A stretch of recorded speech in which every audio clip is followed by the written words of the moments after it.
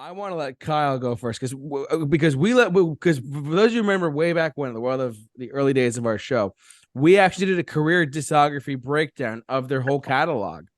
And Kyle, and he's a big fan of the band, and I did see them too back in May as well.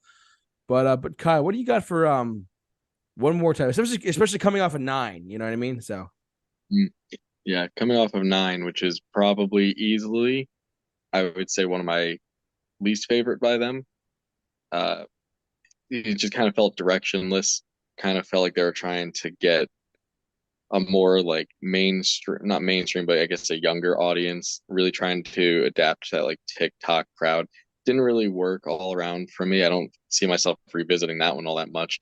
Having said that, though, California, I am one of the people with the unpopular opinion that that was a fantastic record. Um, but it did lack the core trio that is the classic Blink 182 of Mark, Tom, and Travis. Not saying that Matt Skiba did a bad job or anything, because I think he was a great replacement. He was a great temporary replacement. So, with Tom coming back into the band here, coming back into the fold, it was kind of, well, what do we expect? Is it going to be like the first reunion where it felt disjointed? They didn't record anything in the same room as each other. They wrote the album and just recorded through computers from like states away, different locations and neighborhoods. You can tell it's very disjointed. It doesn't sound great. It sounds like Angels and Airwaves featuring Mark Hoppus. But I'm glad to say on this one we didn't get that. On this one, this is a very classic return to form for Blink in a way that is representative, I would say, of all of their different eras, which is a breath of fresh air, really, because I was kind of worried they were going to come back and do strictly songs that were going to be reminiscent of like the Untitled record, which, again, I have the unpopular opinion that's kind of a mid record. Outside of, like the hits from that, I don't really revisit much of it. What I like from my Blink 182 is fun pop punk songs. The serious songs never really did much for me outside of like Adam's song "Stay Together for the Kids," or even the most recent "One More Time." Outside of those, I would just go to Blink for fun, upbeat pop punk music. You know, got to throw a couple like dick jokes in there. Love that. It's great. That's what I want. I want music that's going to make me feel like a nostalgic teenager again. And I would say about half this album does that very well for me. Coming off the first single, I guess being Edging about a year ago before the yeah, album came out, a lot of people weren't that into it. I love that song. It did exactly what it had to do. It showed them coming back as here we are, we're back. Here's a fun pop punk song. It was nothing serious. It was just here, look, we're back. It's the three of us again, and it did a great job at that. And then fast forward about a year or so, a little less than a year, to when One More Time came out as I guess what you would call the first real single of the album, in my opinion, seeing as Edging was a year ago. And wow, that really blew me away. That was not expected to be like the album announcement song, be a slow ballad, but I think it's exactly what the fans needed to hear. Was just kind of like, hey, we know we've messed this up before. We're not messing it up again. We worked out our stuff here. Like here we are. We're back. So JT, I don't know if you want to pull up that track list. So I'm going to be mostly discussing the standard track list here. I didn't get too much of a chance to listen to the digital exclusive tracks that they released this past weekend or so, whenever those came out. So I'll just stick to the primarily the main track list here. Uh, Starting off with Anthem Part 3, something that I'm really glad that we got, really completes that trilogy, rounds it out. With that said, it's probably, again, unpopular opinion here, I know, from what I've seen in the fandom, probably my least favorite of the trilogy. It's good, but it suffers from something that is something I'll touch on for other songs on here too, is that the production on it is not great. And what I mean by that is, so Travis produced this record. It's very apparent that that's the case. The drum production on here in certain tracks is so loud that it overpowers everything else going on to the point where sometimes it just sounds staticky. That happens here. Overall, it's still a good song. Better production could have improved it a bit. This song, also production wise, suffers from the vocals feeling very processed, which is another theme throughout this record that happens. Mark and Tom, not the most uh, talented vocalists, we could say, not the most proficiently skilled. So you do see a lot of like pitch correction, auto tune here and there. But certain songs, just it's more noticeable than others. I felt this was one of those. It's an 8 out of 10 for me, though. It's well written, it's done well. Dance with Me, favorite of the album. This is classic Blink 182. Those when I first read the lyrics before hearing the song, and I read it that the lyrics to the chorus were "Ole Ole Ole," I was like, "Oh no, this is gonna be corny." But no, it actually worked really well for me. It's such a fun, upbeat song. And then when you get to the end, that like bridge towards the end of the song, it works great. Straight 10 out of 10 there. You go to Fell in Love, samples The Cure. Pretty good song. At first, I wasn't too into it. It did grow on me. It's kind of just like some radio pop going on. Nothing too standout. Nothing, but it's a great song. I hover between like an 8 and a 9 on this one. I can go either way. Which brings me to one of my least favorites, which is still a good song. When I say least favorites for this record, it still means that it's a decent to good track.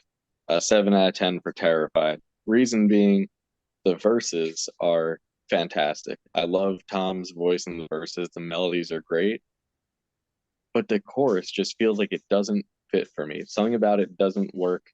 Also, JT, I know you try to keep this PG-13. Uh, going to be a little difficult with this album, but I can't. Maybe this is just me. I can't not hear the words "welcome" in the chorus from the minute I heard it, and now I can't unhear it, and it just throws me off. But that chorus, it's a little bit rough. I know this is a fan favorite from the album, but 7 out of 10 for me. And then one more time, I already touched on 10 out of 10 did exactly what it had to do. Going into more than you know, another 10 out of 10, another favorite on here for me. Uh, starting off with that slow piano intro after one more time, then really launching into it. I mean, Travis Barker breaks out the double bass here for a bit.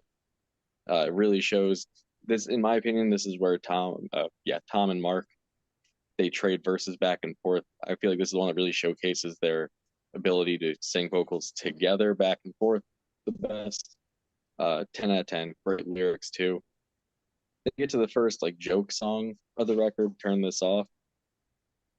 I mean, it's a fun joke song. It's about all it is.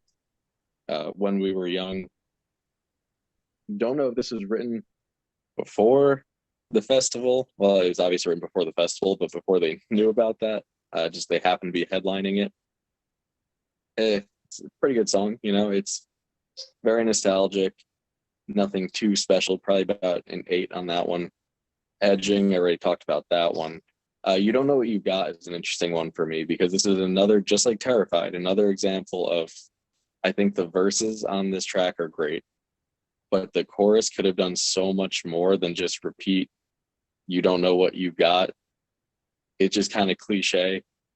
It's emotionally powerful. I understand, even though Travis wrote the chorus to it, but Mark wrote the rest of it kind of around his cancer diagnosis, and it's very emotionally powerful. But I just think they could have done more with that chorus.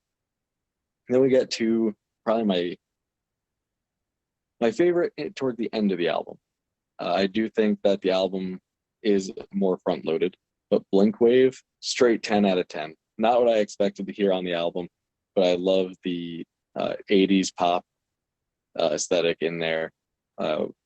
Following, especially in the chorus, the way that the synth kind of follows the vocal melody. Really like it, kind of breathed a breath of fresh air into the album at this point. 10 out of 10. Then Bad News. This suffers again from that same production thing with the drums that I was talking about, where at times it just sounds staticky because the drums are just mixed so loudly in there. But again, it's not a bad song. Probably give it about an 8. Hurt interlude. Didn't need it. This is a 5. I don't think this adds anything or really detracts anything from the album as a whole. It's just kind of there. I wouldn't go back and listen to it. Turpentine, 10 out of 10. Great track. Um, I don't really know what else to say about this one other than it's just, again, like more, this is more classic Blink. I guess if you were a fan of like the Untitled record, falls more into that. But it's well done. Tom really shines on this one. This is probably, I would say, out of all the songs, it's probably Tom's shining moment. Fuckface, this is a 5 out of 10. This was, I believe, written originally for Travis Barker during COVID, was writing a hardcore EP that never really saw the light of day, I guess. And this was a holdover from it. It's just there. I don't think it really needed to be. It doesn't really serve much of a purpose other than being a little bit cringy. 5 out of 10. And then the album kind of ends with a whimper for me. Other Side is good. It's emotional, but it sits at about an 8. I think they could have done more with it. They could have really, That's your low rating? for this Man, album. you really punished this one, Kyle. I Man, know. holy But smokes. that's my thing with Blink, Mike. It's a bad Blink song that's not from like their first two records where they objectively just could hardly play their instruments and vocally sounded bad is still a well done song. I think that Mark Hoppus's vocal melodies on this one are really well done. Lyrics are great. I just wish again that they did a little more. If it was longer and they added an extra bridge or something in there, they really could have heightened it even more. And then we get to Childhood, which I think ended on a bit of a whimper here. 7 out of 10. It's not bad, but as far as the album goes, it's one of the most forgettable tracks on here. I probably would have ended it with Other Side personally. I haven't seen many people discuss Childhood like in the fandom, I guess. So I don't know where other people feel on that one. Overall, I think this album did exactly what it needed to do. It proved that Blink 182 with that classic lineup is back. They still got it. And to me, it really just showed that the band needs each other. When you have Mark, Tom, and Travis all writing together, it elevates all of their writing to the point of this is Blink 182. Like when you have Tom writing on his own with Angels and Airwaves, it doesn't really work for me. When you have Mark and Travis doing Blink stuff as, when they were with Matt Skiba, it was good, but it was missing that lyrical component that I feel like Tom brings, and it was missing just other more mature components, which might have been what they were going for purposely on those records. But the core three of them really just work together. Is it the best Blink 182 album? No, I wouldn't say that. Is it a good album overall? Absolutely. Uh, I would put it probably in the top tier of their records. I wouldn't put it number one. Uh, Probably sitting at about an 8.5 on this one. If it goes anywhere, any change from that, I would say probably might go down a bit over time with some of those more forgettable songs, maybe getting even more forgettable once the happiness of having a new Blink album wears off. But that's where I'm sitting right now. I'm sitting about an 8.5. Really looking forward to seeing them again in July. And I hope that this isn't the last one. I hope that we get some more after this.